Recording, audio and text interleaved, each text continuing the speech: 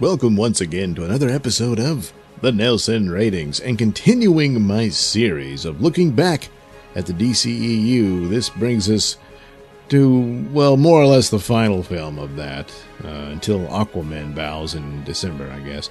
But finally we get to Justice League, which is the culmination of the overall problem that I see with this franchise, which is too many cooks in the kitchen. And also second-guessing everything and 11th hour fixes and the like. So Justice League suffers from anger at Batman vs. Superman, and to some extent Suicide Squad, which was just a real slap job. But there was huge hype, and people were excited and wanting these movies, and then they were upset with what they got. Again, the extended cut or ultimate cut of Batman vs. Superman is far superior to the theatrical one, but the theatrical one is the one people saw, and it did its damage. And then Suicide Squad, which had a fine cast and everything, but no plot. And somehow Wonder Woman managed to survive whatever meddling was going on with these films and shine forth as the big success. Primarily because it's a very simplified story, and it stays true to Wonder Woman's story. So Wonder Woman had everything going for her. We get to Justice League, and there's all the problems of what befell Zack Snyder. We hear the story that his cut was unwatchable. Well, according to people like J. Oliva, what they meant was that it was too long, and it sounds like at best it would have been 2 hours and 30 minutes, probably a little over that. And coming out of all the moans and groans of the previous films, it was probably, they figured, too much to ask an audience to sit through that long of a movie. But you can see the results. Batman vs. Superman was too long, so they told him to cut it back, and well, it's pretty bad. Again, Batman vs. Superman had an uphill battle to begin with and an impossible task, but watch my Batman vs. Superman deal. So Justice League begins with the major problem that I find with the film that's its weakest point, besides the obvious technical problems, which was the motive and plot behind the villain. The villain's very important to your superhero film, because your hero is only as good as how evil and bad and complicated your villain is. This one is very simple. Fear attracted Steppenwolf and his parademons. So the opening scene, you got Batman, and which looked a lot like the 90s style Batman scenes. So it didn't mesh very well with what had already been established.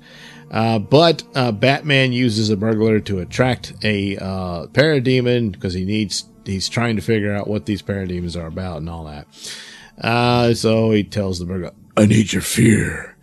And so the whole idea is, well, the parademons and Steppenwolf are returning to the Earth after thousands of years after Steppenwolf had tried to conquer Earth when he was met by the Olympian gods, the Amazons, and the Atlanteans, and the tribes of man fought his forces and defeated him, and he was humiliated and left. But he had brought 3 mother boxes, and apparently the 3 brought together makes use of the essence of what is said to be his mother, and that would be Hegra, I assume. I can't remember if it actually mentioned it or not, but Hegra was actually in the Jack Kirby New Gods story, Steppenwolf's sister, and she was the mother of Darkseid. And then Darkseid overthrew her and took power over Apocalypse. And then Steppenwolf kind of just had to be his military stooge. But in this version of the story, he's trying to conquer the Earth for whatever reason. Apparently, in Snyder's version, they would have gotten into the anti-life equation, and that, of course, the Darkseid believes that something about the Earth could lead him to unlocking its secret, which is why the Earth becomes significant to them. And so Steppenwolf might have been trying to jump the gun on Darkseid so that he could seize power and unseat Darkseid. Well, his plan doesn't work out, and that's that. But now the plot is that he returns because the human race is so scared because Superman died. The Cold War didn't scare them that much. World War II didn't scare them. World War I didn't scare them. The Black Plague didn't scare them. It's a stupid plot. That is just very, very stupid. And that, to me, is the absolute worst of this film. And I don't hear anyone else mention it. They're mad about the mustache. Yeah, the mustache is terrible. The idea that, what did they spend? It was, I think, $10 million or something like that to do that, to make him look like a bee stung him. And then other people show it. Now, of course, this is on YouTube videos and the like, not on the big screen, but it looks just perfect. And yet they couldn't do it. So a lot of this was the problem, because I believe that even Joss Whedon said, look, I'm going to need more time to do what you want. You need to cancel the release date so that I can give you a movie sometime in the spring or something like that. And, oh no, you're releasing it on time. So he was burdened with that, to do reshoots that they didn't expect, apparently, because Henry Cavill was already shooting the Mission Impossible film, and he had that mustache, and they said, no, he's got to keep it. We don't want him shaving it. And so he had to do his Superman scenes with that mustache. Then you had the bad CGI of Steppenwolf. Seeing concept art of what apparently Zack Snyder intended Steppenwolf to look like, which was this very monstrous looking character, and a lot more scary looking. Nothing like the comic book version whatsoever. But, what are you going to do? So the one they ended up with, the CGI, is just bad. It's kind of cheap video game looking stuff. And so it's bad. So that's the technical aspects that are really awful from the movie. The costumes, of course, the Flash, his costume is just awful. And that's on Snyder, because that's the one he developed for him. And Aquaman, it's okay, but it's not Aquaman. And you've seen scenes coming from this movie where they get it right. So it's like, why is that so hard?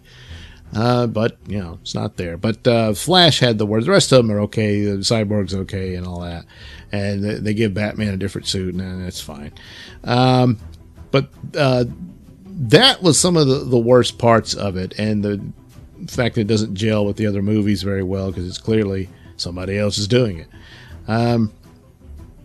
But the rest of it, while I was watching it, because going into it, I saw it late, because all the news came out that, oh, it's awful, it's horrible, and all this sort of thing. And I was sitting there, and I'm like, when does this get bad? I was expecting, a steaming pile. And it just isn't. It's kind of a lame creature, but it limps along.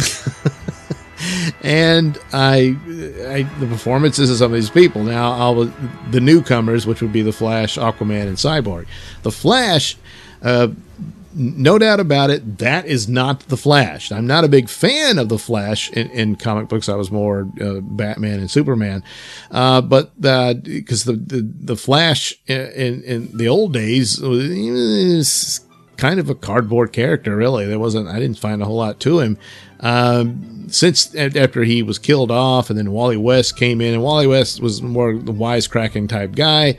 And I think that kind of stuck to where now you get kind of a combination of that with Barry Allen, that he's the funny guy. And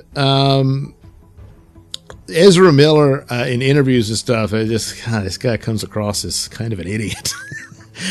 But within the context of this film, I had no problem with his performance. I thought he did well for what they wanted him to do, and I could certainly understand people who are hardcore Flash fans that that's not the Flash, and they don't like that. So, okay. But me going into it just as the film on its own, he just doesn't bother me. he's the comic relief, and he does that, and he's a newcomer to this. He's a freshman superhero, and he's scared, and Batman has to mentor him, and it's too bad we couldn't get more of that. I thought that was the beginnings of something cool, but I guess that's not going to happen. But so his Flash just didn't bother me, and so again, I can understand people who are true fans of the Flash, and it's not their Flash and that sort of thing. And okay, Aquaman again, that's not Aquaman either. Jason Momoa probably would have done a better Lobo. He seemed like a kind of a subdued Lobo here, and more that he could have knocked that out of the park. But they went with Aquaman, but there again, for the context of the film, I enjoyed his character, and he had some comic relief there that in some of the scenes is subdued and done right. I mean, a lot of people seem to be upset about him laughing at Batman in the suit and all that. No, that's within his character. That scene works. Later on, towards the end, they really dumped in some cheese there. That must be completely Joss Whedon. And it's even the jokes in the Marvel movies is irritating me. I mean, to me, it's getting to the point where it does take me out of the film. Even in Infinity War, as much as I like the movie, it's like, all right already. But and you get that here. So it is distracting, and another a knock on the film. And then finally, Cyborg, which I had no real expectations for because I didn't really know what. I just figured, well, he's there because now he's part of the Justice League and the reboot and that sort of thing. And he's no longer part of the Teen Titans. So, there he is. So I didn't know what to expect. But boy, I was pleasantly surprised. I think Ray Fisher did a very good job with this. He didn't have a whole lot to work with there, yet he pulled it off. And there's this sort of dark and sad story there with what he's dealing with, and the relationship with his father, which had all this. He didn't have a lot of time for it, and with the T, hope it gets explored later. Probably not, but I thought did that very well, and so he surprised me, and I really liked it, and so kudos to Mr. Fisher, and so. They get the team together and they go and they face off against, first they get Superman. They revive Superman. So there's the plan where Batman he realizes, we can revive him with the mother box and all that sort of thing, which probably was not the original intent from Snyder, considering you saw at the end of Batman vs. Superman, the dirt floating over Superman's casket. Well, what's that about? But who knows? And then, so they revive him with the mother box and all that. And there you go, Superman's back, and then they have the battle with him because he's not in his right mind at first. But this provided some cool scenes of just how powerful Superman is. He takes on all of them. And then there's that scene where the Flash is trying to get around him, and he's going at super speed, and suddenly he realizes, holy crap, he can see me. Superman is just as fast, or almost as fast as the Flash. And this has never happened to him before. And so it's a great scene. And so you have all that. What Snyder had intended for how it ends and what have you, have heard different descriptions of what the original script was supposed to be. And there was a great scene in that where Superman's mother has to calm him down and bring him back, which echoed the scene from Man of Steel when he was a boy. Would have been a great scene. It's not there. Why? I don't know. It's just not. But all in all, it worked out for what it was. And then you get to the final battle, which that's where the film but it's almost over, so it doesn't last long enough as far as I'm concerned to make me hate it. They go in there, and then Superman shows up, and he beats up Steppenwolf, and that pretty much wins the battle. They have the Russian family to show, there's people in danger, but it's so obviously tacked on that's pretty distracting. And then Superman wins, and he has his cheesy lines to make him more like Christopher Reeve and all that sort of thing, but it's too on the nose. But he pulls it off as best as he can. An actor can only do with what you give him to work with. I don't find any fault with Cavill as Superman. I'd like to see him continue. I'd like to see him with a more in-depth script and a Superman story beyond this, shared universe thing, with a movie that could fit in with bookends and Easter eggs and that sort of thing, fine, but give him his own story again. Man of Steel was his freshman turnout.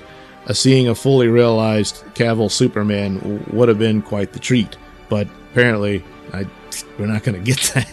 So it ends, and Steppenwolf apparently poops his pants, so then the parademons turn on him because now he smells really good to them. And they basically end the fight by taking him back through the boom tube. Apparently, in the original story, Darkseid was supposed to show up at that point and kill Steppenwolf. And then there's another rumor that he was supposed to wipe out the Justice League, and only the Flash would survive, and he would have to escape by traveling back in time. And then that would bring us to whatever the next Justice League was supposed to be, but wouldn't happen. So Zack Snyder's original, just the idea of that Steppenwolf was there to revive his mother's spirit, to use her power to unseat Darkseid, is a far better plot and motive for Steppenwolf than humanity's scared and I'm coming back to get those mother boxes I left, 3,000 years ago or whatever it was. It just sort of the simple idea of the Cyborg's father saving his son with the mother box would have been enough to say, oh, the signal's gone off, and they hone in on that, But I just couldn't see it. So, does Justice League deserve the hatred it got? No, I don't think so. But is it really awful? No. But is it good? Not really, no. It's got a lot of flaws and messed up. And it's another example of slap job work and too many cooks in the kitchen. I mean, once you've figured out what your vision is supposed to be, what your direction is, you need to stick to it. There's some amount of flexibility, but this 11th hour business of reworking an entire film, and it's been done to World War Z, it's been done to Rogue One, and apparently to Solo as well. People say Solo's bad. I disagree. I think it's okay. And it's probably better than this one. But Solo suffered because of The Last Jedi. But Rogue One, who knows what the original was, but apparently it was really bad and they reshot it. But it costs money to do things like that, and you need the time. Justice League didn't have the time for what they wanted. So once Zack Snyder was out of the picture, apparently because of the sad death of his daughter, and people say, oh, they used that to fire him. I don't know. Who knows? We don't get the Jim Lee himself said he was not fired and that sort of thing. I don't know.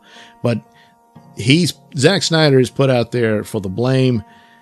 He did some things I don't care for with this film franchise, but not enough for me to say he should have been completely locked out. He should give credit for Wonder Woman and that sort of thing. He helped bring that along.